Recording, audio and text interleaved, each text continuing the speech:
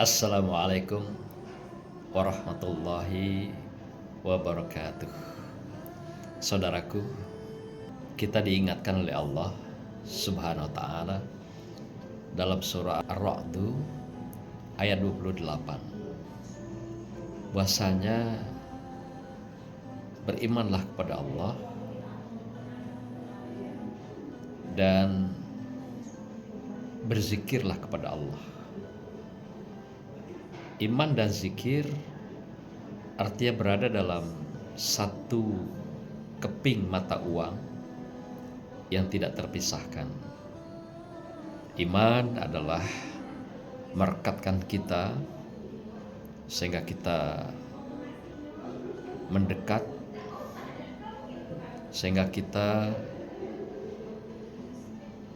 melaksanakan segala apa yang diperintahkan Allah dan meninggalkan segala apa yang dilarang oleh Allah Subhanahu wa taala. Sedangkan zikir adalah upaya kita selalu dalam setiap tarikan napas itu berada dalam pantauan Allah dimanapun dan kapanpun kita berada, sehingga tatkala kita melakukan tindakan-tindakan duniawi, Allah melihat kita. Inilah diistilahkan dengan bizikrillah.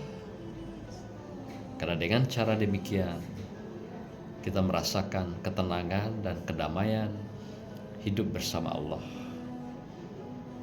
Saudara, kapan saatnya kita ingat pada Allah itu? Tentu Allah minta kita dalam semua tarikan napas kita dan langkah kita. Karena dengan cara demikian kita dipantau oleh Allah, kita dikontrol oleh Allah, kita diawasi oleh Allah. Maka tatkala kita dipantau, diawasi dan dikontrol oleh Allah, tentu kita makin waspada dalam kehidupan. Sebagai pemimpin, kita akan waspada, hati-hati dalam mengambil keputusan. Apakah menzalimi orang lain atau tidak? Apakah merugikan orang lain atau tidak? Apakah menindas orang lain atau tidak? Sebagai pengusaha, kita juga akan waspada dan hati-hati. Apakah usaha-usaha kita mencederai orang lain? Apakah usaha-usaha kita menghisap hak-hak orang lain?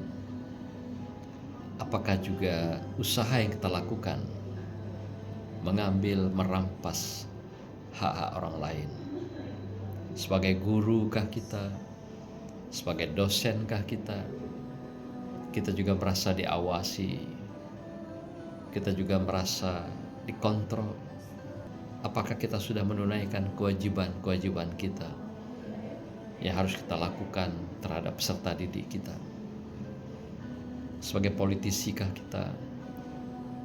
Apakah keputusan-keputusan politik berpihak kepada masyarakat, berpihak kepada umat dan bangsa di sepanjang amanah yang diberikan kepada kita?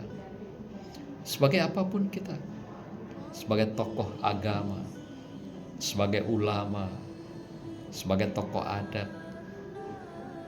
apakah kita sudah memerankan diri? Apakah kita sudah melaksanakan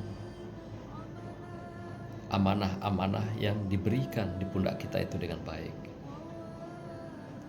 Dan apa yang kita lakukan bukanlah karena siapa-siapa, bukan untuk siapa-siapa, tapi adalah karena Allah.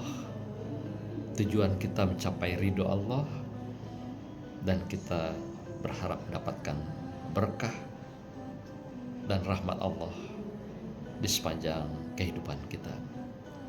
Tebarkanlah kesolehan, tebarkanlah kemaslahatan, karena kesolehan dan kemaslahatan itu akan terpulang kepada kita masing-masing di dalam kehidupan kita di dunia, dan juga kehidupan kita di akhirat. Barakallah. Wassalamualaikum warahmatullahi wabarakatuh. Salam virtual.